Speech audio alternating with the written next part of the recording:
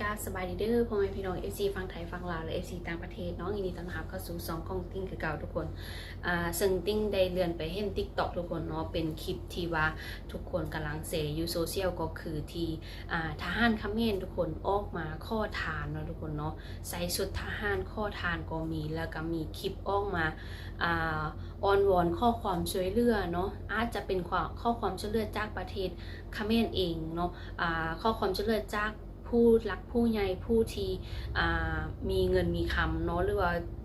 ทางอินฟูเนาะทุกคนเนาะข้อความช่วยเหลือให้เข้ามาช่วยทหารนะเดี๋ยวนี้ทุกคนทหารนะอยู่ติดชายแดนเนาะทหารเขมรนะอึดยากปากแห้งทุกคนเนาะบ่มีอันจะคบบ่มีอันจะกินทุกคนซึ่งนานามติ้งเองที่ว่าเป็นมนุษย์ด้วยกันทุกคนติ้งกับอินดูเนาะอินดูสงสารทุกคนเนาะอินดูสงสารย้อนว่ายัง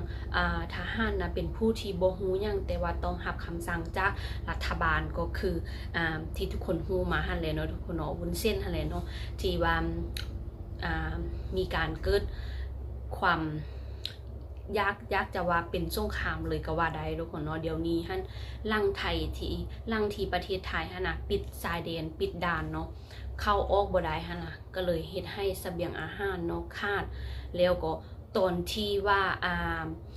คนเขมรมีการซุกยูกันให้แบบว่าแบนสินค้าไทยนะทุกคนเนาะตอนช่วงก่อนๆหั่นน่ะก่อนมันจะเกิดแบบนี้ขึ้นหั่นน่ะเนาะก็มีหลายๆคนเนาะอินฟูบ่หรือว่าผู้ที่มีอำนาจผู้มีเงินมีคำก็จะเข้าไปช่วยเหลือทหารเนาะเอาของกินเป็นปองปลาเป็นมากมายเป็นไข่ยังแหละไปให้แต่ว่าเดี๋ยวนี้ทุกคนเนาะบ่มีหยังเลยหั่นน่ะ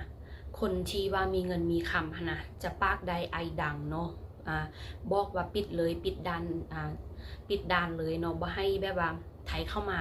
เขมรเลยนะเนาะแต่ว่าถ้าคิดดีๆนะทุกคนเนาะคือติ้งคิดมาดนนานสมควรแล้วก่อนที่ว่ามีการ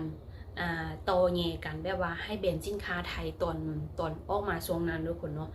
คือประเทศไทยเขาเจ้าบ่ได้งอเลยได้บ่ได้งอประเทศใดเลยเพราะว่ายังเพราะว่าประเทศไทยนี้อุดมสมบูรณ์หมดทุกอย่างเนาะเขาเจ้าผลิตเองได้หมดเลยเนาะเป็นอาหารการกินเสบียงอาหารเป็น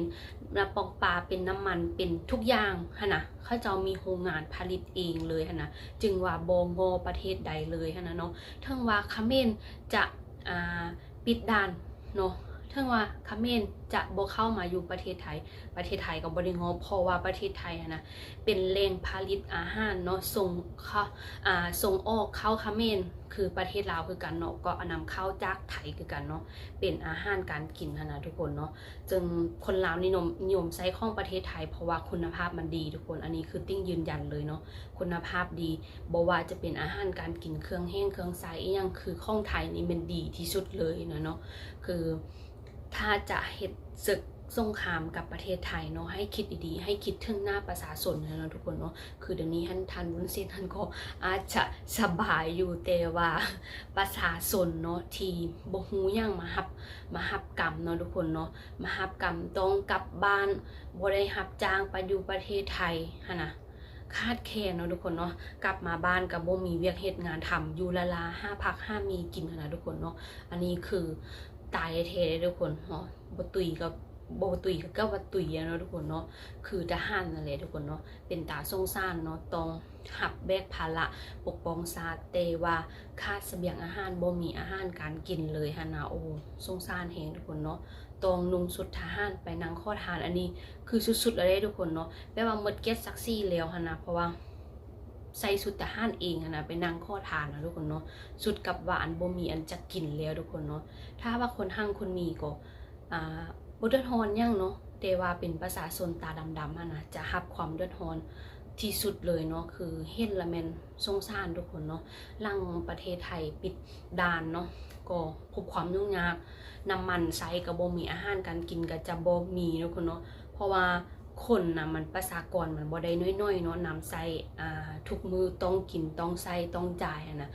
มันเกิดเรื่องแบบนี้เฮ็ดจะได้อยู่เนาะเฮ็ดจะได้อยู่ได้นะอะไรจึงบอกว่าคาดประเทศไทยบ่ได้เนาะทางที่ดีนะยอมถ้อยทุกคนเนาะยอมถ้อยซะเนาะค่ะเมนในเท่ๆทุกคนเนาะยอมถ้อยแล้วก็สร้างความดีเนาะสร้างความดียอมถ้อยซะเพราะว่าประเทศไทยเขาเจ้าก็ ติ้งคิดว่าเขาเจ้าก็ให้โอกาสอยู่แล้วนะเนาะทุกคนเนาะเป็นคนให้โอกาสให้เพื่อนมนุษย์ด้วยกันแล้วคันถ้าว่าดีเขาเจ้าก็ดีต่อนะทุกคนเนาะโอ้เห็นหลายๆคลิปมันติ้งก็ดูตนได้สงสารทุกคนเนาะบ่แม่นว่า